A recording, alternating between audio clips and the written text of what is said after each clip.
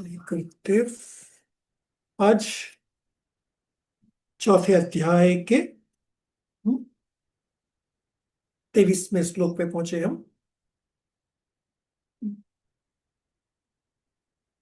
गतसंगस्य मुक्तस्य ज्ञानावस्थितचेतस यज्ञाय आचरतः कर्म समग्रम प्रविलीयते। जिसकी आसक्ति सर्वथा नष्ट हो गई है, जो देहाभिमान और ममता से रहित हो गया है, जिसका चित्त निरंतर परमात्मा के ज्ञान में स्थित रहता है, ऐसे केवल यज्ञ संपादन के लिए कर्म करने वाले मनुष्य के संपूर्ण कर्म भली भांति विलीन हो जाते हैं। अगर इस तरह का कार्य करे तो उनके संपूर्ण कार्य कर्म विलीन हो जाते हैं।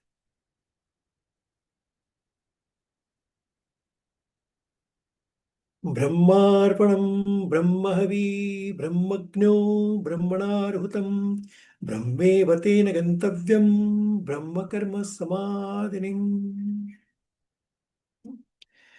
जिस यज्ञ में अर्पण अर्थात स्तुवा आदि भी ब्रह्म है, यानी जो अर्पण करते हैं वो भी ब्रह्म है। हवन किए जाने योग्य द्रव्य भी ब्रह्म है, जो द्रव्य डालते हैं वो भी ब्रह्म है। ब्रह्म रूप कर्ता के द्वारा ब्रह्म रूप अग्नि में आहुति देना रूप क्रिया भी ब्रह्म है। करने वाला भी ब्रह्म है, कर्ता। आहुति देने वाला भी ब्रह्म है। ब्रह्म कर्म में स्थित रहने वाला योगी द्वारा प्राप्त किए जाने योग्य फल भी ब्रह्म है। सब कुछ ब्रह्म से ही निकला है और ब्रह्म में ही समा जाना है। इसी के रिलेटेड श्लोक है। ओम पूर्णमदः पूर्णमिदं पूर्णात् पूर्णमुदच्यते पूर्णस्य मादाय पूर्णमेवावशिष्यते। जैसे यहाँ का ब्रह्म से सब कुछ निकला, फिर आगे कहते हैं कि एक पूर्ण से पूर्ण ही निकलता है। हाँ, जो जन्म होता है तो क्या हम पूर्ण है? हम एक जीव को जन्म देते हैं तो वो भी पूर्ण है। तो पूर्ण निकलने के बाद भी पूर्ण पूर्ण ही रहता है। हाँ, पूर्णात पूर्णमुदच्यते पूर्णस्य पूर्णमेवावशिष्यते। तो इस तरह, हाँ, ये ब्रह्म का जो पूर्ण का जो सिस्टम है वो चालू रहता है। पूर्णमदः पूर्णमिदं पूर्णात् पूर्णमुदच्यते पूर्णस्य पूर्णमेवावशिष्यते। हाँ, तो ये जो यहाँ पर किसके लिए कहा है? तो कि ये जो आत्म तत्व है, ये आत्म तत्व पूर्ण है। और पूर्ण आत्म तत्व एक आत्मा से दूसरी आत्मा जन्म लेती है तभी भी पहली आत्मा पूर्ण रहती है, उससे कुछ कमी नहीं होती, वो पूर्ण रहती है। और जिसने जन्म लिया वो भी पूर्ण है, और वो आगे जो जन्म देंगे वो भी पूर्ण ही रहेगा।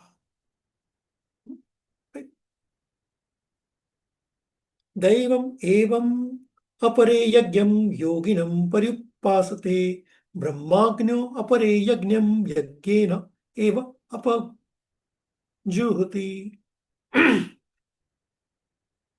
दूसरे योगीजन देवताओं के पूजन रूप यज्ञ का ही भली भांति अनुष्ठान किया करते हैं। अन्य योगीजन परब्रह्म परमात्मा रूप अग्नि में अभेद दर्शन रूप यज्ञ यज्ञ के द्वारा ही आत्मरूप यज्ञ का हवन किया करते हैं। श्रोतादीनि इंद्रियाणि अन्ये संयमाग्रिषु जुह्यति शब्दादीन विषयान अन्ये इंद्रियाग्रिषु जुह्यति। अन्य योगीजन स्रोत आदि समस्त इंद्रियों को संयम संयम रूप अग्नियों में हवन किया करते हैं। दूसरे योगी लोग शब्दादि समस्त विषयों को इंद्रिय रूप अग्नियों में हवन किया करते हैं। स्रोत यानी सुनना, शब्द यानी बोलना। जो सुनते हैं, जो बोलते हैं, वो भी हवन के रूप में ही परिवर्तित होता है। सर्वाणि इंद्रिय कर्माणि प्राण कर्माणि च अपरे आत्म संयम योगाग्रो जुह्यति ज्ञान दीपिते। दूसरे योगी जन इंद्रियों की संपूर्ण क्रियाओं को और प्राणों की समस्त क्रियाओं को ज्ञान से प्रकाशित आत्म संयम योग रूप अग्नि में हवन किया करते हैं।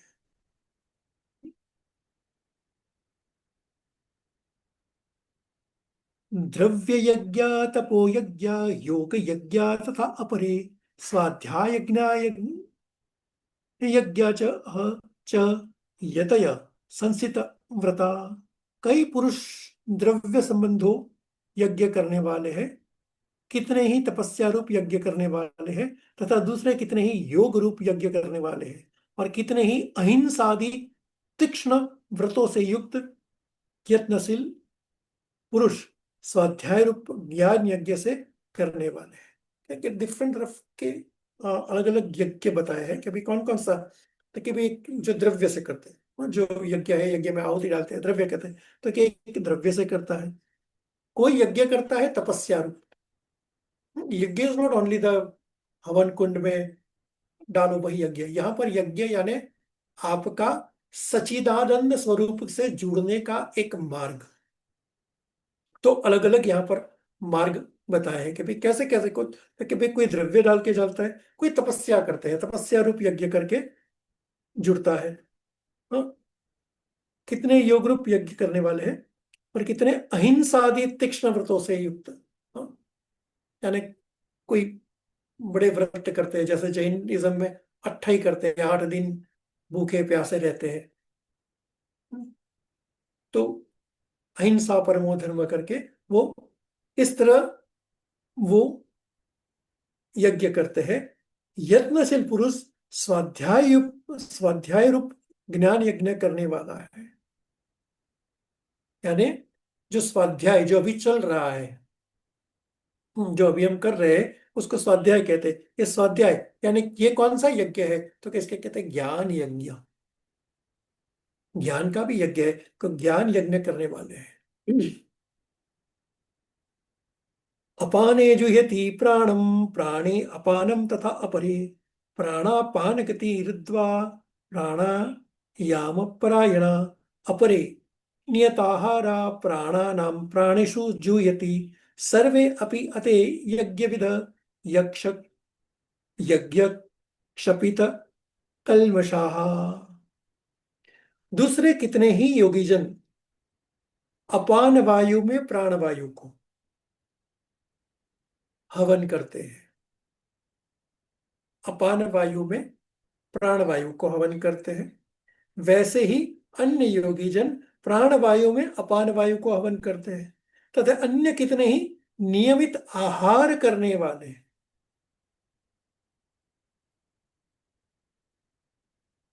प्राणायाम परायण पुरुष प्राण और अपान की गति को रोककर प्राणों को प्राणों में ही हवन किया करते हैं। कुंभक प्राणायाम याद आ गया? यही है। सभी साधक यज्ञों द्वारा पापों का नाश कर देने वाला और यज्ञों को जानने वाला है। हम्म, तो प्राणायाम के माध्यम से यानी अपान वायु में प्राण को रोकना और प्राण वायु में अपान को रोकना, ये भी एक कला है जो ऑलरेडी हम सब सब सीख चुके हैं।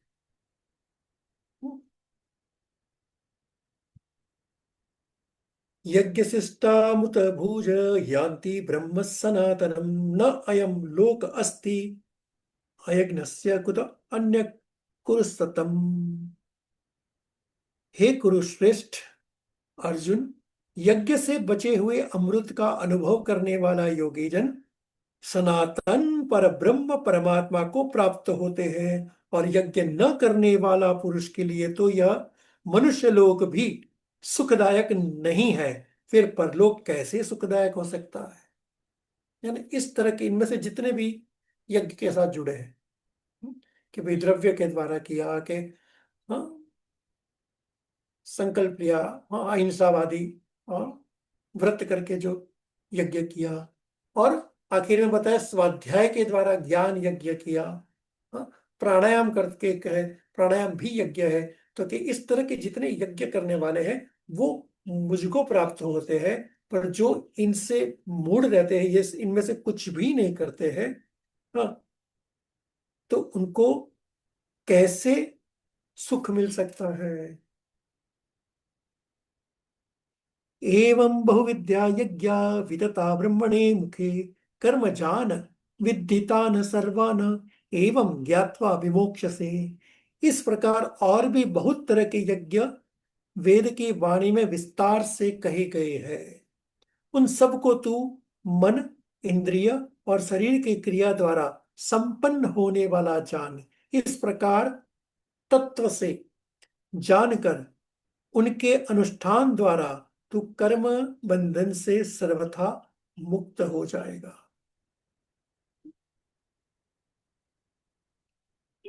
श्रेयान द्रव्य मयात यज्ञात ज्ञान यज्ञ परंतप सर्वं कर्म अखिलम पार्थ ज्ञाने परिसमाप्यते।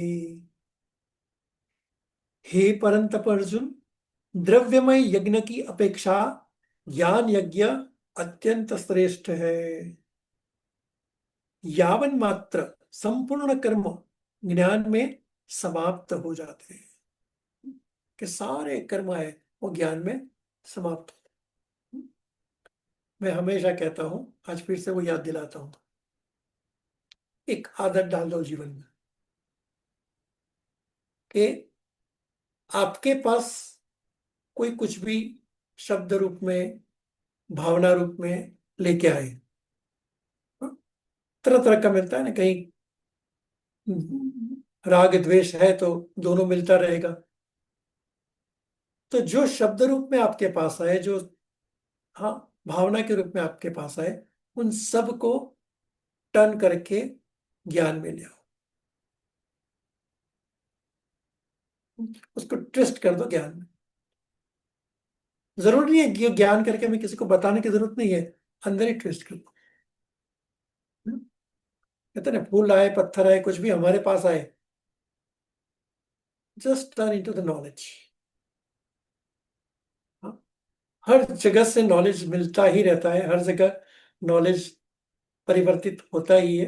जस्ट एक आदत डालना कि उसको ज्ञान में परिवर्तन कर, हाँ? कोई शंका, कंप्लेन, सब लेके आए, टर्न इनटू नॉलेज। ये प्रैक्टिस डालोगे, बहुत मजा आएगा। यानी आपकी मन की प्रसन्नता बनी रहेगी, इसका सबसे बड़ा फायदा ये। तत विद्धि प्रणीता प्रणिपाते न परिप्रसन्न सेवया उपद्रक्षन्ति ते ज्ञानम ज्ञानिन तत्वदर्शिनम। उस ज्ञान को तू तत्वदर्शी ज्ञानियों के पास जाकर समझ, उनको भली भांति दंडवत प्रणाम करने से, उनकी सेवा करने से, और कपट छोड़कर सरलता पूर्वक प्रश्न करने से वे परमात्मा तत्व को भली भांति जानने वाला ज्ञानी महात्मा तुझसे तत्व ज्ञान का उपदेश करेंगे। ठीक है, ऐसे तत्वज्ञानी के पास तू जा, उनको दंडवत प्रणाम कर, हाँ, और उनकी सेवा कर, और सारे कपट छोड़ के, यानी सारे मन के प्रपंच छोड़ के तो उनकी शरण में जा, तो ये तत्व ज्ञान वो तुझे भी देंगे। यत ज्ञात्वा न पुनः मोहम एवं व्यास्यसि पांडव येन भूतानि अशेषेण द्रक्ष्यसि आत्मनि अथो मयि। जिसको जानकर फिर तू इस प्रकार मोह को नहीं प्राप्त होगा, तथा हे अर्जुन, जिस ज्ञान के द्वारा तू संपूर्ण भूतों को निशेष भाव से पहले अपने में और पीछे मुझ सचिदानंद घन परमात्मा में देखेगा। संपूर्ण भूतों के यानी पांच तत्व, संपूर्ण भूतों में निशेष भाव से पहले अपने में, यानी पहले खुद में देखेगा। जब तू खुद में देखेगा, तब तू पाएगा कि वो सचिदानंद धन रूप के तू मुझ में भी पाएगा। हम्म? तो इस ज्ञान को देखने के लिए तो कहीं बाहर नहीं जाना है, इस ज्ञान को अपने भीतर देख। जब तू भीतर देखेगा, तब वहां पर तू किसको पाएगा? वहां पर तू मुझे ही पाएगा, मैं ही हूं वहां पर। हम्म? अपि चेत असि पापेभ्य सर्वेभ्य पापकृतं सर्वं ज्ञान प्लवेन एव वृजिनम संतरिष्यसि। यदि तू अन्य सब पापियों से भी अधिक पाप करने वाला है, तो भी तू ज्ञान रूप नौका द्वारा निसंदेह संपूर्ण पाप समुद्र से भली भांति तर जाए। बोले कितने भी पाप तूने कर दिए, कोई बात नहीं, ज्ञान यज्ञ में आ जाएगा और ज्ञान से जुड़ जाएगा, तो उन सभी पापों से तू मुक्त होके तू तर जाएगा। कि जैसे कैसे, तो कि भाई ज्ञान रूपी नौका, हाँ, निसंदेह संपूर्ण पाप समुद्र से, जैसे समुद्र में पहुंच जाती है भली भांति तर जाएगा, उसी तरह तू भी तर जाएगा। किससे? ज्ञान यज्ञ से। यथा एधांसि संविद्ध अग्नि भस्मसात कुरुते अर्जुन, ज्ञानाग्नि सर्वकर्माणि भस्मसात कुरुते तथा। वाह! क्योंकि हे अर्जुन, जैसे प्रज्वलित अग्नि ईंधनों को भस्ममय कर देता है, वैसे ही ज्ञान रूप अग्नि संपूर्ण कर्मों को भस्ममय कर देता है। कि तू इस ज्ञान रूप अग्नि को प्रज्वलित कर दे, तो अपने आप तेरे सारे कर्म भस्म हो जाएंगे। ज्ञान का वो जला दे। नहीं ज्ञानेन सदृष्टम पवित्रम यह विद्यते ततः स्वयं योग संसिद्ध कालेन आत्मनिविन्दति। इस संसार में ज्ञान के समान पवित्र करने वाला निसंदेह कुछ भी नहीं है। उस ज्ञान को कितने ही काल से कर्मयोग के द्वारा शुद्धांतकरण हुआ मनुष्य अपने आप ही आत्मा में पा लेता है। यानी उस ज्ञान को कहाँ पा लेता है? तो ज्ञान यज्ञ करेगा, ज्ञान के अग्नि को जलाएगा, तो धीरे धीरे उसको अपने आत्मा में ही पाएगा। श्रद्धावान लभते ज्ञानम तत्पर संयतेन्द्रिय, ज्ञानम लब्ध्वा पराम शांतिम अचिरेण अधिगच्छति। और हे अर्जुन, जितेंद्रिय, साधन परायण और श्रद्धावान मनुष्य ज्ञान को प्राप्त होता है, तथा ज्ञान को प्राप्त होकर वह बिना विलंब के तत्काल ही भगवत प्रिय स्वरूप परम शांति को प्राप्त हो जाता है। उन्हें जो ज्ञान से जुड़ता है, ज्ञान अग्नि में जुड़ता है, वो तुरंत ही परम शांति को प्राप्त।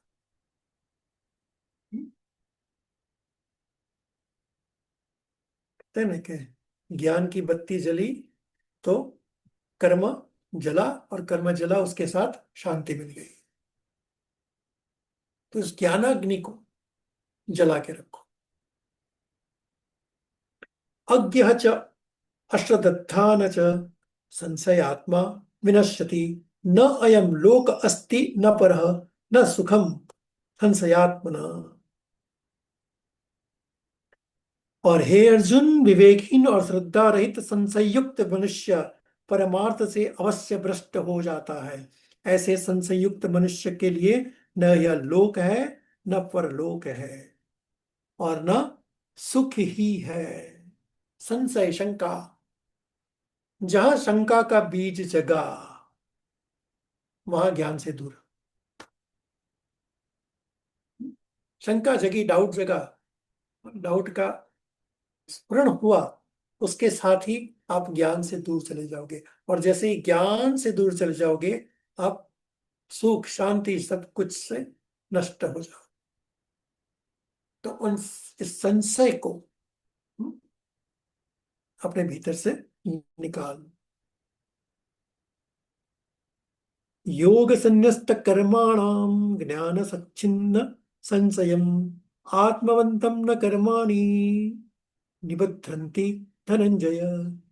और हे धनंजय, जिसने कर्मयोग की विधि से समस्त कर्मों का परमात्मा में अर्पण कर दिया है, जिसने विवेक द्वारा समस्त संशयों को नाश कर दिया है, ऐसे वश में किए हुए अंतःकरण वाले पुरुष को कर्म नहीं बांधते।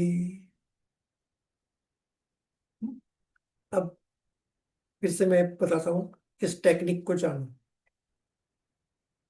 कि जो भी कोई शंका लेके आए, कोई कुशंका लेके आए, कोई कुछ भी लेके आए, भीतर, अपने भीतर उसको ज्ञान में परिवर्तित करना। ये अगर अपने भीतर ये आदत लग जाएगी, डल जाएगी, तब आपको कोई भी ज्ञान से दूर नहीं कर पाएगा। ज्ञान में रहना और ज्ञान में रमण करना। तो इस तरह ज्ञान में रमण करना सीख लो और ज्ञान में मस्त रहो। मतलब कोई भी कुछ भी लेके आए, टर्न क्या होना है? ज्ञान में। तो हर चीज से नॉलेज निकलता है। पता है, एक पत्थर भी म्यूजिक देता है। हम्म?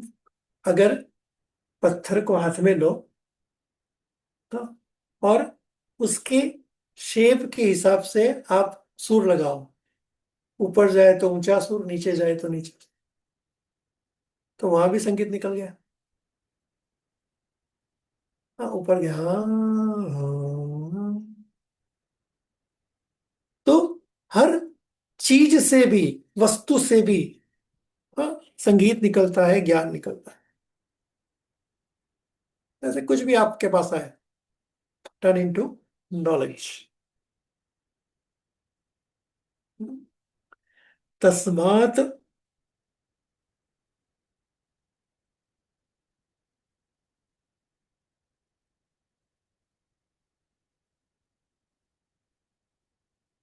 तस्मात् अज्ञासम्भूतं रसस्त ज्ञानसीन आत्मना छित्त्वा एनं संशयं योगम आतिष्ठ उत्तिष्ठ भारत। इसलिए हे भरतवंशी अर्जुन, तू हृदय में स्थित इस अज्ञान जनित अपने संशय को विवेक के ज्ञान रूप तलवार द्वारा छेदन करके समत्व रूप कर्म योग में स्थित हो जा और युद्ध के लिए खड़ा हो जा। ताकि विवेक की तलवार के द्वारा, हाँ, अज्ञान का छेदन कर दे। और ये जितने भी तेरे मन में संशय है, मोह है, सब है, उससे बाहर निकल, उत्थिष्ठ भारत, कि तू खड़ा हो जा युद्ध करने के लिए। बोले बहुत तूने वो सब कर लिया। और संशय में, यानी शंका में मत फंस। राइट। तो आज चौथा अध्याय पूर्ण हुआ। ओम तत्सदित श्रीमद् भगवत गीता सुपनिषस्तु ब्रह्म विद्यायां योग शास्त्रे श्री कृष्णार्जुन संवादे ज्ञान कर्म संसार अन्यास योग नाम चतुर्थोध्याय संपूर्ण।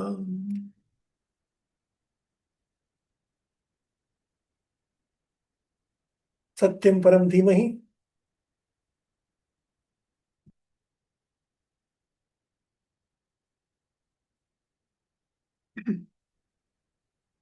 अध्याय के बाद छोटा सा अध्याय।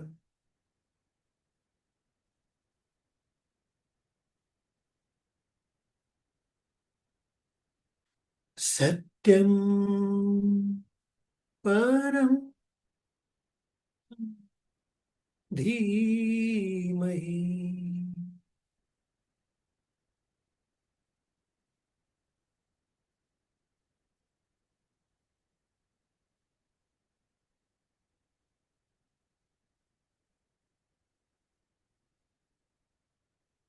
सत्यम परम धीमहि।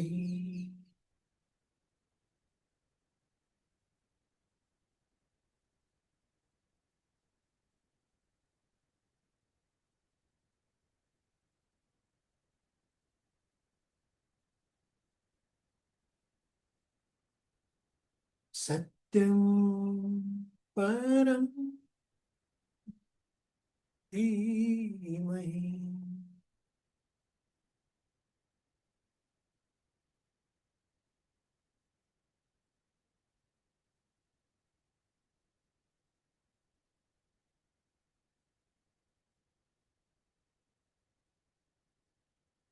सत्यम परम धीमहि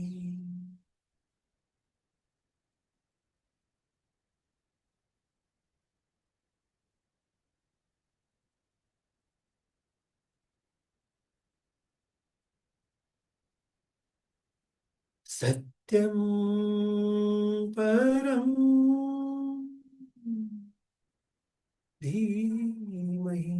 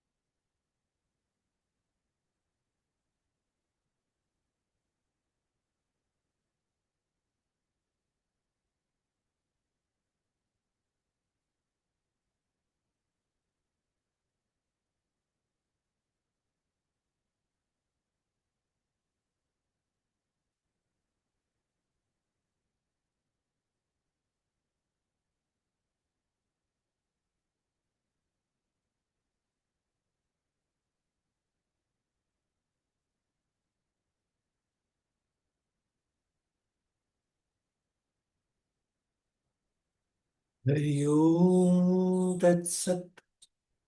हरि ओम तत्सत। हरि ओम तत्सत।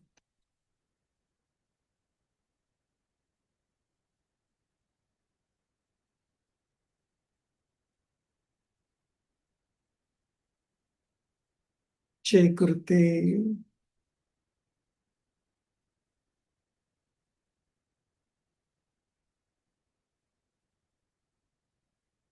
हम्म।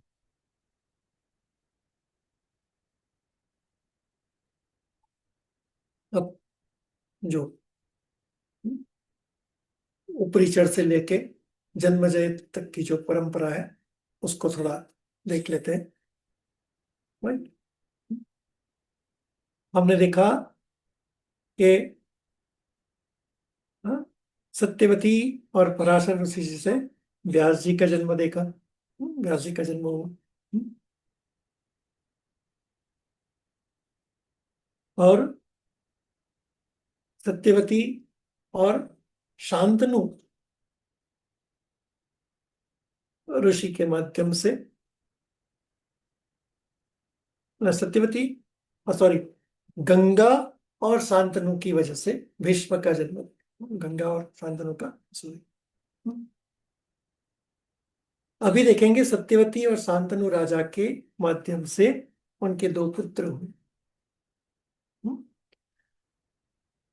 अब जब पराशर ऋषि ने व्यास जी को जन्म दिया, व्यास जी के जन्म के बाद हाँ उस मत्स्यगंधा को सुगंधा बना दिया और उसके भीतर एक कस्तूरी की खुशबू आने लगी। तो जो उस यमुना नदी के किनारे पर अ, एक मत्स्यगंधा का फेमस हुआ था, उससे जब सत्यवती के भीतर कस्तूरी की सुगंध आने लगी तो वो पूरा एरिया सुगंधा के रूप में फैल गया। अब इसी तट पर शांतनु ऋषि घूमते फिरते आते हैं और उनको कस्तूरी की सुगंध आती है। तो उस कस्तूरी की सुगंध को फॉलो करते हुए चलते हैं।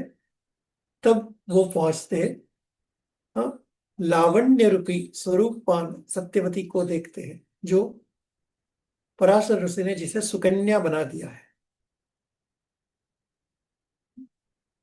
तो वो मोहित हो जाते हैं। फिर उनके मन में आता है कि मेरा पुत्र, भीष्म, वो विवाह योग्य है और मैं इस मूर्ता में जा रहा हूं। ऐसा करके इसे मन में संशय लेते हुए वो वापिस अपने महल आते हैं। और आने के बाद और उनके मन में हाँ, कस्तूरी के सुगंध वाली सत्यवती मन में बस गई। तो महल में आके वो हाँ दुखी और विचलित होके घुमा करते हैं। तो भीष्म देखते हैं कि भाई, हाँ, मेरे पिता क्यों ऐसे, ऐसे क्या कारण हुआ कि वो इतने विचलित हो गए, इतने परेशान होके घूम रहे। ऐसा कौन सा, राजा को ऐसा कौन सा संशय, कौन सा तकलीफ दे रही। पिता के पूछने के बाद भी वो पिता नहीं बता रहे। तब हाँ उनके मंत्रीगण को भीष्म जी पूछते हैं कि भाई, हमारे राजा किस शोक में है, इनको क्यों, क्या तकलीफ हुई। तब मंत्रीगण बताते हैं कि यमुना तट पर उनको एक कन्या, जो सुगंधा, कस्तूरी की सुगंध वाली कन्या से मोहित हुए। पर अपना पुत्र विवाह योग्य है, तो वो छोड़ के वो कैसे करे, इसलिए वो इच्छा को मार के आके बैठे। तब भीष्म जाते हैं सत्यवती के पिता के पास,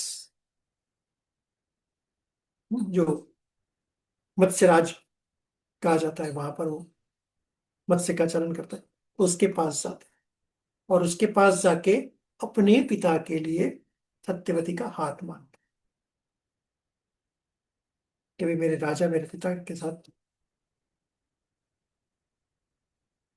तो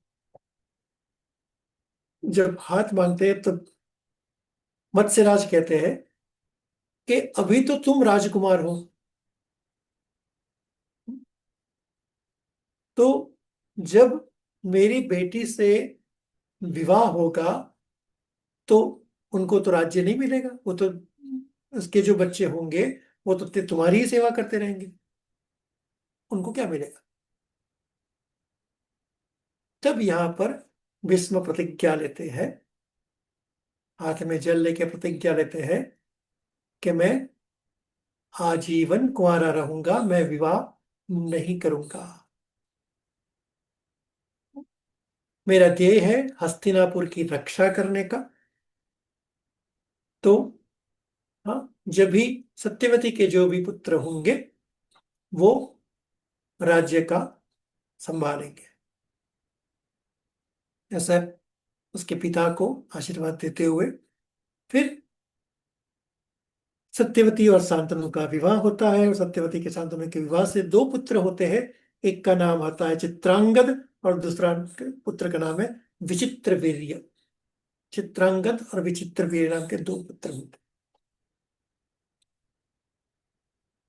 अब दोनों पुत्र में से एक युवावस्था में आते ही हाँ शिकार करते वक्त हाँ वो उसकी मृत्यु हो जाती है। और दूसरा पुत्र विचित्र वीर्य, वो कई रोगों से ग्रसित होता है, तो वो पुत्र प्राप्त करने के योग्य नहीं होता है और थोड़े समय में रोग के कारण उसकी भी मृत्यु हो जाती है। और दोनों का विवाह होता है अंबिका और अंबालिका। अंबा, अंबिका, अंबालिका तीनों को भीष्म एक स्वयंवर से ले आए थे। तीनों ने सोचा कि वो भीष्म के साथ, क्योंकि स्वयंवर के हिसाब से उनकी विवाह भीष्म के साथ होना था, पर भीष्म की प्रतिज्ञा की वजह से वो तीनों से शादी नहीं कर पाए। तो उन्होंने कहा मेरे जो छोटे भाई है अनुज है, उनके साथ तुम ब्याह कर लो। तो अंबिका अंबालिका, हाँ, जो अंबिका है वो चित्रांगद के साथ ब्याह करती है, और अंबालिका विचित्र वीर्य के साथ ब्याह करती है। और अंबा नाराज होके चली जाती है, और वही अंबा शिखंडी बन के वापिस आती है। तो एक अलग स्टोरी है, उसमें नहीं जाते अभी हम, याद है तो। अब दोनों की पत्नियां थी, पर दोनों का मृत्यु हो जाता है, एक शिकार करने से, एक रोग के ग्रस्त होके। अब सत्यवती को याद आता है कि व्यास जी ने मेरे, हाँ, बड़े पुत्र ने मुझे वचन दिया था कि मैं जब भी याद करूंगी, मैं, तो वो हाजिर हो जाएंगे। तो अभी यहाँ पर सत्यवती व्यास जी को याद करते हैं कि भाई तुम्हारी जरूरत पड़ी है, मैं मुश्किल में पड़ी हूँ, यहाँ वंश का प्रॉब्लम आ गया है, ये वंश कैसे चलता। तो इस वंश के चक्कर में वो व्यास जी को बुलाते हैं। व्यास जी यहाँ पर आते हैं, और कहते हैं कि तेरी समस्या मैं दूर करता हूं। हाँ, दोनों की पत्नियों को मेरे सामने लाना, केवल मैं दृष्टिपात से उनके भीतर गर्भ धारण कर दूंगा। पर शर्त यह है कि उनको, हाँ, निर्वस्त्र खड़ा रहना पड़ेगा। तो पहले अंबिका आती है, और वो निर्वस्त्र होके खड़ी होती है, तो उसको लज्जा आती है। तो अपने आंखों पर वो पट्टी बांध देती है कि मैं खुद ही नहीं देखूंगी तो मुझे चिंता है। तब आंखों पर पट्टी बांध के वो व्यास जी के सामने खड़ी होती है, और व्यास जी के दृष्टिपात से गर्भ रहता है, और आंख पर पट्टी बांधने की वजह से उसका जो पुत्र होता है वो भी अंध होता है। तो बोले ये क्या कर दिया तुम। फिर अंबालिका के पास जाते हैं कि भाई अंबालिका, इससे नहीं हुआ, अंबालिका से करते हैं। अंबालिका क्या करती है कि डर के मारे पहले अपनी दासी को भेज देती है। जब दासी जाती है और व्यास जी दृष्टिपात करते हैं, तो दासी से, दासी का गर्भ रहता है, और विदुर का जन्म हो, दासी पुत्र विदुर। फिर व्यास जी कहते हैं तूने क्या कर दिया भाई, नो? तो सत्यवती कहती कोई नहीं, दोबारा करते। अब दोबारा अंबालिका आती है, पर वो लज्जा श्रम से मारे वो अपने शरीर पर लेप लगा देती है, और लेप लगा के वो व्यास जी के सामने निर्वस्त्र आती है। और फिर व्यास जी दृष्टिपात करते हैं, तो बिकॉज ऑफ लेप लगा हुआ है, इस गर्भ तो रहा, पर वो पांडु, यानी पांडु रोग से ग्रसित हो गया, क्योंकि शरीर पर लेप होने से वो पांडु रोग से ग्रसित हो गया। तो वो पांडु का जन्म हुआ।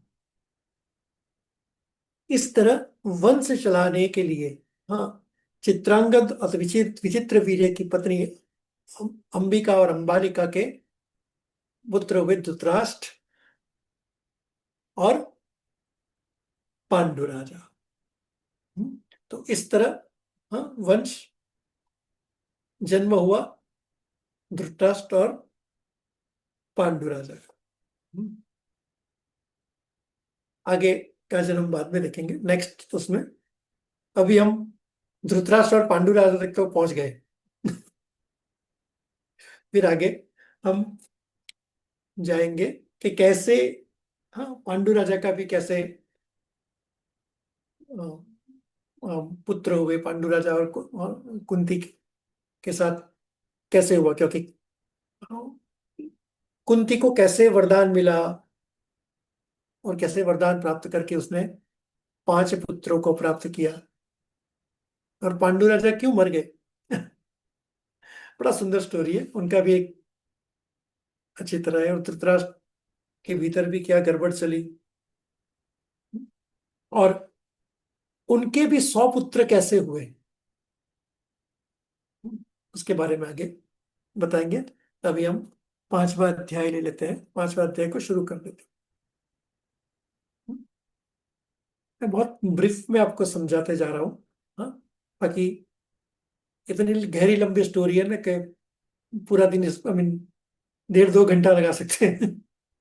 पर हम खाली ग्लिम्स लेके चलते हैं इसका।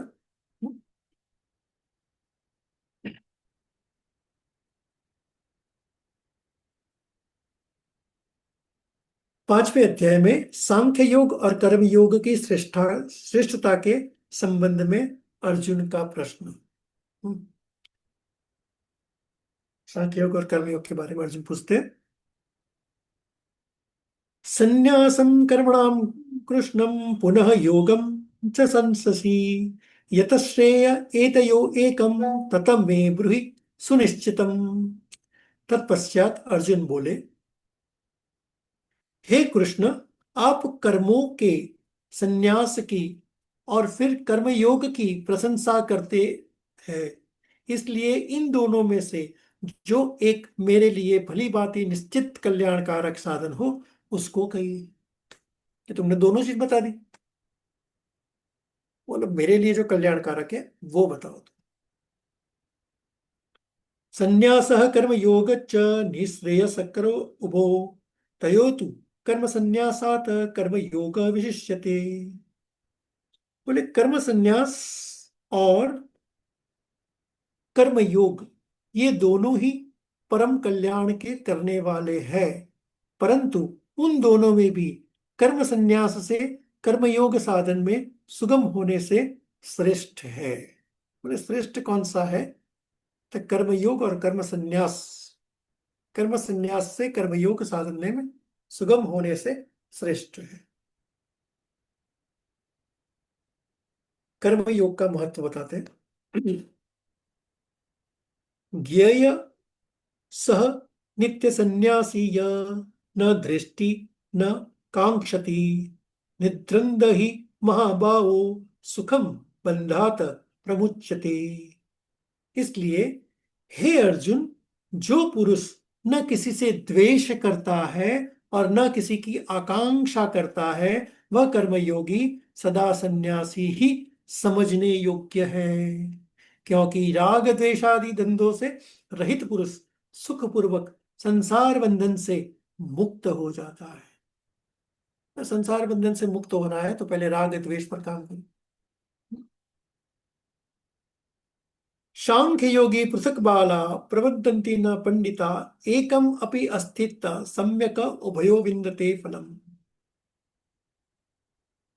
हे अर्जुन, उपयुक्त संन्यास और कर्म योग को मूर्ख लोग पृथक पृथक फल देने वाला कहते हैं, न कि पंडित जन, क्योंकि दोनों में से एक में भी सम्यक प्रकार से स्थित पुरुष दोनों के फल रूप परमात्मा को प्राप्त होता है।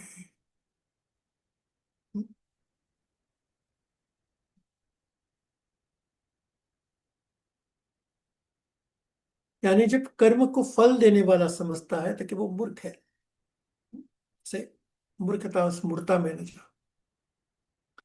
यत सांख्ये प्राप्यते स्थानं तत योगे अपि गम्यते एकम सांख्यम च योगम च यह पश्यति सह पश्यति। ज्ञान योगियों द्वारा जो परम धाम प्राप्त किया जाता है, कर्म योगियों द्वारा भी वही प्राप्त किया जाता है। इसलिए जो पुरुष ज्ञान योग और कर्म योग को फल रूप में एक देखता है, वही यथार्थ देखता है। कर्म योग और ज्ञान योग दोनों को फल स्वरूप देखता है, तो वही यथार्थ देखता है। संन्यासः तु महाबाहो दुःखम आप्तुम अयोगत, योग युक्त मुनि ब्रह्म न चीरेण अधिगच्छति। परंतु हे अर्जुन, कर्मयोग के बिना संन्यास अर्थात मन, इंद्रिय और शरीर द्वारा होने वाला संपूर्ण कर्मों में कर्तापन का त्याग प्राप्त होना कठिन है, और भगवत स्वरूप को मनन करने वाला कर्मयोगी परब्रह्म परमात्मा को शीघ्र ही प्राप्त हो जाता है। यानी जो भगवत स्वरूप को मनन करता है, वही कर्मयोगी परब्रह्म को प्राप्त होता है। योग युक्त विशुद्धात्मा विजितात्मा जितेंद्रिय सर्वभूतात्म भूतात्मा कुर्वन अपि न लिप्यते। जिसका मन अपने वश में है, जो जितेंद्रिय एवं विशुद्ध अंतःकरण वाला है, और संपूर्ण प्राणियों का आत्मरूप परमात्मा ही जिसका आत्मा है, ऐसा कर्मयोगी कर्म करता हुआ भी लिप्त नहीं होता। जिसका मन, हाँ, परमात्मा में लिप्त हो गया है, हाँ, उससे ये सब कोई उसमें फर्क नहीं पड़ता। न एव किंचित तक करोमि इति युक्त मन्यते तत्वविद, पश्यन् शृण्वन् स्पृशन् जिक्रन् आस्रन् गच्छन् स्वपन श्वसन प्रलपन विसृजन गृहण उन्मेषण तिमिशन अपि इंद्रियाणि इंद्रियार्थेषु वर्तते इति धारयन्। और हे अर्जुन, तत्व को जानने वाला सांख्य योगी तो देखता हुआ, सुनता हुआ, स्पर्श करता हुआ, सूंघता हुआ, भोजन करता हुआ, गमन करता हुआ, सोता हुआ, श्वास लेता हुआ, बोलता हुआ, त्यागता हुआ, ग्रहण करता हुआ, तथा आंखों को खोलता और मूंदता हुआ भी सब इंद्रियां अपने अपने अर्थों में बरत रही है।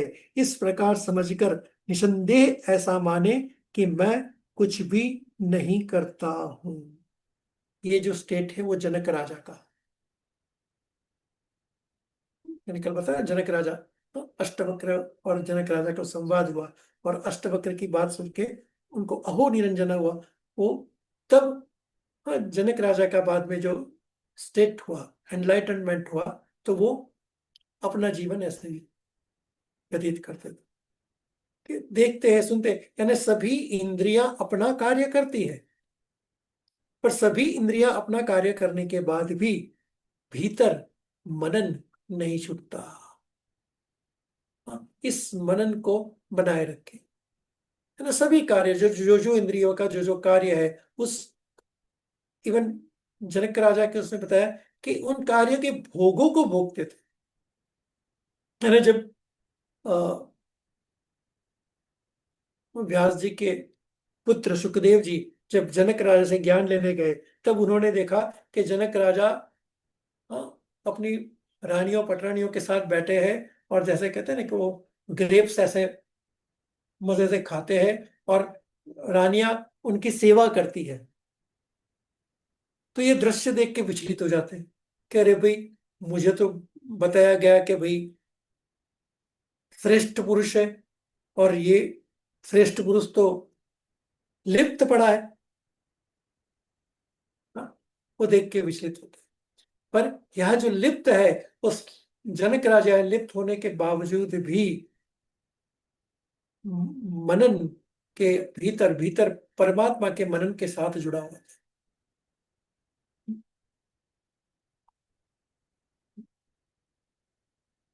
ब्रह्माणि आधाय कर्माणि संगम त्यक्त्वा करोति य लिप्यते न स पापेन पद्मपत्रम इव अंबसा। परंतु हे अर्जुन, देहाभिमानियों द्वारा यह साधन होना कठिन है, और निष्काम कर्मयोगी सुगम है। जो पुरुष सब कर्मों को परमात्मा में अर्पण करके और आसक्ति को त्याग कर कर्म करता है वह पुरुष जल से कमल के पत्ते की भांति पाप से लिप्त नहीं होता। जैसे कमल कहाँ खिलता है?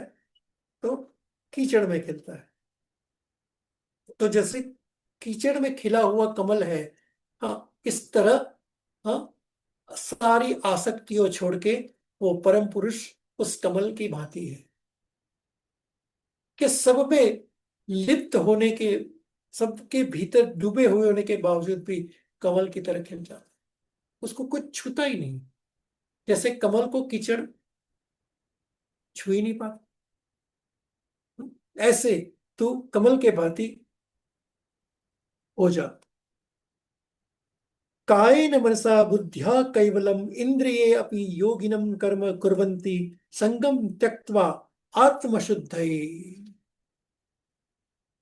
इसलिए कर्म योगी ममत्व बुद्धि रहित केवल इंद्रिय, मन, बुद्धि और शरीर द्वारा भी आसक्ति को त्याग कर अंतःकरण की शुद्धि के लिए कर्म करते हैं।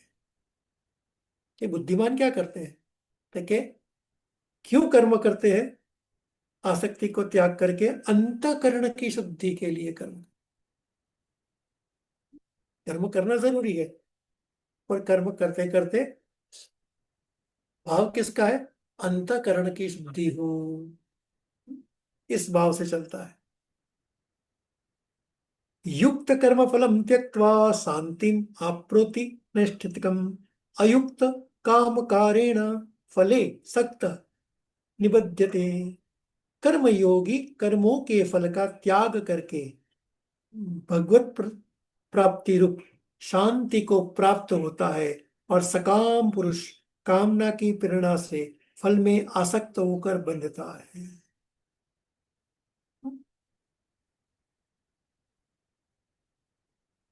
यानी जो कर्म योगी है वो फल का त्याग कर देता है। फल का त्याग करने यानी, इसको थोड़ा समझे।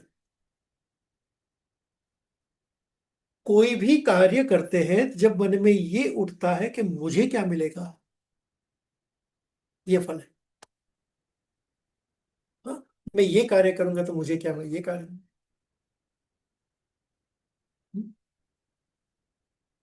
सेल्फिश मोटिव, इवन हर रिलेशंस में ये सेल्फिश मोटिव बना हुआ है। पत्नी का पति से, पति का पत्नी से, माता का पुत्र से, पुत्र का माता से, कहीं ना कहीं सेल्फिश मोटिव। यानी कहीं ना कहीं फल की इच्छा है हर व्यक्ति के साथ, कहीं से कहीं फल की इच्छा है। तो उस फल के चक्कर में, हाँ, हम फंस जाते हैं, तो कर्म के साथ बंधते हैं। बाकी जैसे अगर मुझे क्या मिलेगा, मैं ये करता तो हूं पर मुझे क्या मिलेगा। अब जैसे फल की इच्छा जगी, उसके साथ ही कर्म के साथ बंधन बंधा। इसलिए यहां कहते हैं कि कामना की प्रेरणा से फल में आसक्त होकर बंधता है कौन? कि जो फल की इच्छा रखता है। इच्छा जगी और आपका बंधना शुरू। याद रखो, मुझे क्या मिलेगा। अब कोई भी कार्य करो, अगर उसके पीछे ये आया कि मुझे क्या मिलेगा, आप कर्म से फंसोगे और उसको परमात्मा पे छोड़ दो। मैं तो अपना कार्य करता हूं, तुझे जो देना है दे, तेरे पर छोड़ दे। हाँ? मुक्त हो जा। सर्वकर्माणि मनसा संन्यस्य आस्ते सुखम वशी नवद्वारे पुरे देहि न एव कुर्वन् न कारयन्। हे अर्जुन, अंतःकरण जिसके वश में है, ऐसा सांख्य योग का आचरण करने वाला पुरुष न करता हुआ और न करवाता हुआ ही नव द्वारों वाला शरीर रूप घर में सब कर्मों को मन से त्याग कर आनंद पूर्वक सचिदानंद घन परमात्मा के स्वरूप में स्थित रहता है। नव द्वार ऑलरेडी बता चुका हूं। नव द्वार कौन से है? दोनों आंख, नाक, कान, मुंह, हाँ, गुदा, योनि, ये सब सारे नव द्वार है।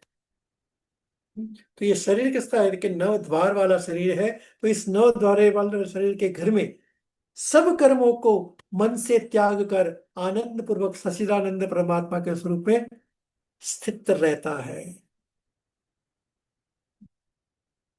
न कर्तृत्व न कर्माणि लोकस्य सृजति प्रभु, न कर्म फल संयोगम स्वभावतु प्रवर्तते।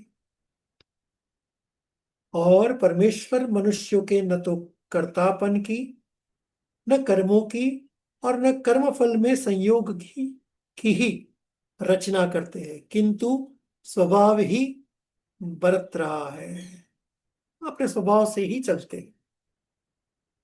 न आदते कस्यचित् पापम न च एव सुकृतं विभु, अज्ञानेन आवृतम ज्ञानम तेन मृति जंत्वा। सर्वव्यापी परमेश्वर भी न किसी के पाप कर्म को और न किसी के शुभ कर्म को ही ग्रहण करता है, किंतु अज्ञान के द्वारा ज्ञान ढका हुआ है, उसी से सब अज्ञानी मनुष्य मोहित हो रहे हैं। जो अज्ञान से ज्ञान ढका हो उसी में मोह में फंसे पड़े हैं। हम्म।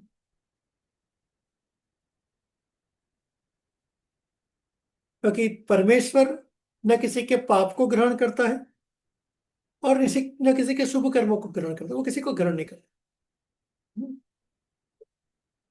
पर ये जो अज्ञानी है वो अज्ञान से, हाँ, मोहित होकर ज्ञान को ढक के रखा है। जैसे सूर्य के आगे बादल लगे हैं और सूर्य की किरण पास नहीं आ रही है।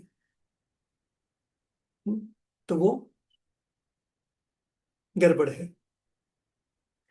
ज्ञानेन तु तत अज्ञानं येषां नासितं आत्मनं तेषाम् आदित्यवत ज्ञानं प्रकाशयति तत्परम। परंतु जिनका वह अज्ञान परमात्मा के तत्व ज्ञान द्वारा नष्ट कर दिया गया है, उनका वह ज्ञान सूर्य के सदृश उस सचिदानंद धन परमात्मा को प्रकाशित कर देता है। जिनका यह अज्ञान किससे हटा? तत्व ज्ञान से। जिनका ज्ञान परमात्मा के तत्व ज्ञान द्वारा नष्ट कर दिया गया है, उनका ज्ञान सूर्य के भांति उस सच्चिदानंद धन परमात्मा को प्रकाशित कर देता है। तद्बुद्धेय तदात्मानं तन्निष्ठा तत्परायणा गच्छति अपुनावृत्तिम ज्ञान निर्धत्त कल्मषा। हे अर्जुन, जिनका मन तद्रुप हो रहा है, जिनकी बुद्धि तद्रुप हो रही है और सच्चिदानंद धन्य परमात्मा में ही जिनकी निरंतर एक ही भाव से स्थिति है, ऐसे तत्परायण पुरुष ज्ञान के द्वारा पाप रहित होकर अपुनरावृत्ति को अर्थात परम गति को प्राप्त होता है। बोले ऐसा ही व्यक्ति जो तद्रुप हो गया, ऐसा व्यक्ति ही परम गति को प्राप्त। विद्या विनय संपन्ने ब्रह्मणे गविहस्तिनि शुनि च एव त्रपाके च पंडिता समदर्शिना। ऐसे वे ज्ञानी जन विद्या और विनय युक्त ब्राह्मण में तथा गौ, हाथी, कुत्ते और चांडाल में भी समदर्शी ही होते हैं। तो भाई ऐसे ज्ञानी जन, उनके लिए जो विद्या और विनय युक्त ब्राह्मण, जो एक ब्राह्मण को देखता है, एक गौ को देखता है, हाथी को देखता है, कुत्ते को देखता है, चांडाल यानी जो स्मशान में लाशों को उठाने वाला व्यक्ति, वो चांडाल, हाँ, में भी समदर्शी यानी एकत्व का भाव से दिखता है। चांडाल, चांडाल से बात याद आई। आदि गुरु शंकराचार्य को अहंकार हो गया था। तो वो चलते हुए कहीं से जा रहे थे, तो भगवान शिव चांडाल के रूप में उसके सामने आके खड़े हो जाते हैं और चांडाल के रूप में आके खड़े हो जाते हैं। तो शंकराचार्य के मार्ग को रोकते हैं, यानी रुक जाते हैं, बिकॉज जगह छोटी थी, जा नहीं पाते।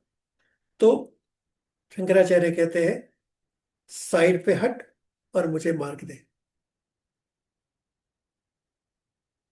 तब शिव रूपी चांडाल की यहां पर कहते हैं किसको साइड पे हटने को कह रहे हो आप? शरीर को, आत्मा को, किसको? कौन हटे सड़क साइड पे? कौन? और कौन तुम्हें रास्ता देगा? और तुम्हारा रास्ता किसने रोका है? जब चांडाल ये प्रश्न करता है, आदि गुरु शंकराचार्य को तुरंत जग जाता है, मैं क्या कर रहा हूं, ये तो साक्षात शिव है, पहचान ली। और जब साक्षात शिव को पहचानते हैं वही दंडवत प्रणाम करते हैं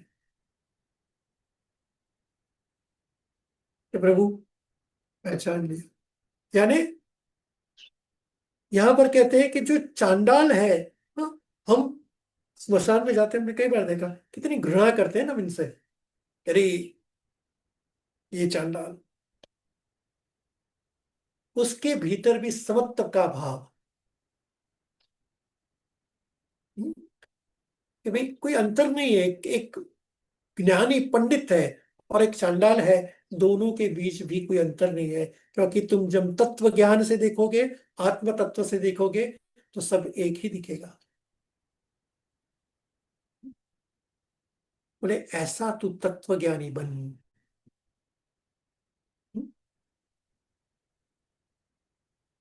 यह एव तैजित सर्ग येषाम साम्ये स्थितम मनः निर्दोषम ही समम ब्रह्म तस्मात् ब्रह्माणि ते स्थिता। इसलिए जिनका मन समभाव में स्थित है, उनके द्वारा इस जीवित अवस्था में ही संपूर्ण संसार जीत लिया गया है। क्योंकि सच्चिदानंद घन परमात्मा निर्दोष और सम है, इसमें वे सच्चिदानंद घन परमात्मा ही में ही स्थित है। तो इस समस्त भाव से, जैसे अभी का समस्त भाव से तू देख, न प्रहस्येत प्रियम प्राप्य न उद्दिच्येत प्राप्य च अप्रियम स्थिर बुद्धि असमूढ़ ब्रह्मवित ब्रह्माणि स्थित। और जो पुरुष प्रिय को प्राप्त होकर हर्षित नहीं हो और अप्रिय को प्राप्त होकर उद्विग्न न हो, वह स्थिर बुद्धि, संशय रहित ब्रह्मवेत्ता पुरुष सच्चिदानंद घन परम ब्रह्म परमात्मा में एक ही भाव से नित्य स्थित है। जैसे मैंने अभी कहा ना कि पंडित और चांडाल दोनों खड़े हैं, दोनों में सम भाव देखा। वो सम भाव जब देखेगा, तब वो व्यक्ति सच्चिदानंद घन पर ब्रह्म परमात्मा को स्थिरता से देखेगा। बाह्य स्पर्शेषु अशक्तामा विदन्ति आत्मनि यतः सुखम स ब्रह्म योग युक्ताम सुखम अक्षयम अश्रुते। बाहर के विषयों में आसक्ति रहित अंतःकरण वाला साधक आत्मा में स्थित जो ध्यान जनित सात्विक आनंद है, उसको प्राप्त होता है। तदंतर वह सचिदानंद घन पर ब्रह्म परमात्मा के ध्यान रूप योग में अभिन्न भाव से स्थित पुरुष अक्षय आनंद का अनुभव करता है। यानी जो इस आसक्ति रहित होकर जो जीता है, उसके भीतर जो आनंद होता है, जो सुख होता है, अक्षय, यानी जिसका क्षय न हो, वो निरंतर आनंद में रहता है। वो अपनी मस्ती में मस्ती है, निरंतर, चाहे किससे। देखिए बाहर के विषयों की आसक्ति से जो विचलित नहीं होता और अपने भीतर, हाँ, इस अंतःकरण के सुख के साथ जो जीता है, वो निरंतर आनंद में रहता है, वही सच्चिदानंद है। ये ही संस्पर्शजा भोगा दुख योनय एवते आधंतंत कौन्तेय न तेषु रमते बुध। जो ये इंद्रिय तथा विषयों के संयोग से उत्पन्न होने वाला सब भोग है, वे यद्यपि विषयों पुरुषों का सुख रूप भासते हैं, तो भी निसंदेह दुख के ही हेतु और आदि अंत वाले अर्थात अनित्य है। इसलिए हे अर्जुन, बुद्धिमान विवेकी पुरुष उनमें नहीं रमता। बुद्धिमान पुरुष ये सब चक्कर में नहीं पड़ता है। यानी इंद्रिय विषय के साथ, यहाँ पर कहा गया है कि इंद्रिय विषय के साथ सब भोग, यानी देखना, सूंघना, स्पर्श करना, सुनना, ये जो इसके जो जो भोग है, जो भोग में जो फंस जाता है, उत्पन्न होने वाले सब भोग है, वे उस भोग को भी सुख रूप भासते हैं, तो भी निसंदेह दुख के ही हेतु और आदि अंत वाले अर्थात अनित्य है। वो सारा अनित्य है। इसलिए हे अर्जुन, बुद्धिमान विवेकी पुरुष उनमें नहीं रचता। तो बुद्धिमान विवेकी है। तुम सब इस इंद्रियों के सुख में, तो ये सब में कहा तू पड़ा है।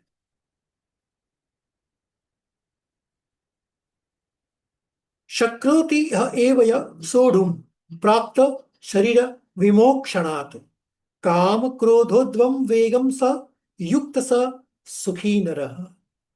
जो साधक इस मनुष्य शरीर में शरीर का नाश होने से पहले पहले ही काम क्रोध से उत्पन्न होने वाले वेग को सहन करने में समर्थ हो जाता है, वही पुरुष योगी है और वही सुखी है। यानी शरीर में रहते हुए काम क्रोध, लोभ मोह, ये सबको हाँ सहन करने में समर्थ हो जाता है, तो वही पुरुष। काम क्रोध तो जन्मों से हमारे साथ चलते आए, इस जन्म का थोड़ी है, जन्मों से। तो जो उसको सहन करने में समर्थ हो जाता है, वही पुरुष योगी है। यह अंत सुख अंतरामाम अंतराराम तथा अंतर्ज्योति एव यह स योगी ब्रह्म निर्वाणम ब्रह्मभूत अधिगच्छति। जो पुरुष निश्चय करके अंतरात्मा में ही सुख वाला है, आत्मा में ही रमण करने वाला है, तथा जो आत्मा में ही ज्ञान वाला है, वह सच्चिदानंद धन पर ब्रह्म परमात्मा के साथ एक ही भाव को प्राप्त सांख्य योगी शांत ब्रह्म को प्राप्त होता है। कैसे, क्या, किसको प्राप्त करता है? कि शांत ब्रह्म को प्राप्त करता है।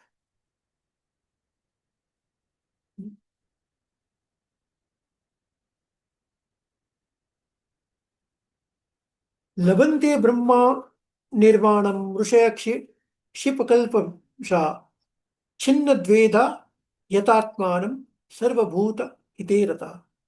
जिनके सब पाप नष्ट हो गए हैं, जिनके सब संशय ज्ञान के द्वारा निवृत्त हो गए हैं, जो संपूर्ण प्राणियों के हित में रत है, और जिसका जीता हुआ मन निश्चय भाव से परमात्मा में स्थित है, ब्रह्मवेत्ता पुरुष शांत ब्रह्म को प्राप्त होते हैं। जिनके पाप नष्ट हो गए, जिनके संशय खत्म हो गया, जिनको प्राणियों के हित में रत है, और जिनका जीता हुआ मन निश्चल भाव से परमात्मा में स्थित हो गया है, वह ब्रह्मवेत्ता पुरुष है। वो क्या प्राप्त करता है? कि वो शांत ब्रह्म को प्राप्त करता है। ग्राम क्रोध वियुक्तानाम यतीनाम यत चेतसाम अपितः ब्रह्म निर्वाणम वर्तते विदितात्मनाम। काम क्रोध से रहित जीते हुए चित्त वाले पर ब्रह्म परमात्मा का साक्षात्कार किए हुए ज्ञानी पुरुष के लिए सब ओर से शांत ब्रह्म परमात्मा ही परिपूर्ण है। स्पर्शानां कृत्वा बहिः बाह्यान् चक्षुश्च एव अंतरे भ्रुवो प्राणापानो समो कृत्वा नासाभ्यंतर चारिणो यतेन्द्रिय मनोबुद्धि मुनि मोक्ष परायण विगत इच्छा भय क्रोध या सदा मुक्त एवया। और हे अर्जुन, बाहर के विषय भोगों को न चिंतन करता हुआ बाहर ही निकाल कर और नेत्रों की दृष्टि को भ्रुकुटी के बीच में स्थित करके नासिका में विचरने वाला, प्राण और अपान वायु को सम करके जिसकी इंद्रियां, मन और बुद्धि जीती हुई है, ऐसा मोक्ष परायण मुनि इच्छा भय और क्रोध से रहित हो गया है। वह सदा मुक्त ही है। मैंने बाहर के विषयों का जो भोगों का जो चिंतन करता हुआ बाहर ही निकाल देता है, बाहर के विषय को बाहर ही निकाल देता है, और नेत्रों की दृष्टि को भ्रुकुटी के बीच में करते हैं ना बार बार, दोनों भवों के बीच अपना ध्यान लेता है। तो यहाँ दो चीज बताइए, दोनों भवों के बीच ध्यान, और हाँ, आंखों की दृष्टि ऐसे जब नीचे की ओर देखोगे, हाँ 30% देखोगे, तो आपको नासिका का अग्रभाग दिखता है, जो हमने हाँ एडवांस कोर्स में बहुत बार सुना होगा, नासिका के अग्रभाग में ध्यान लेगा, नासिका के अग्रभाग में।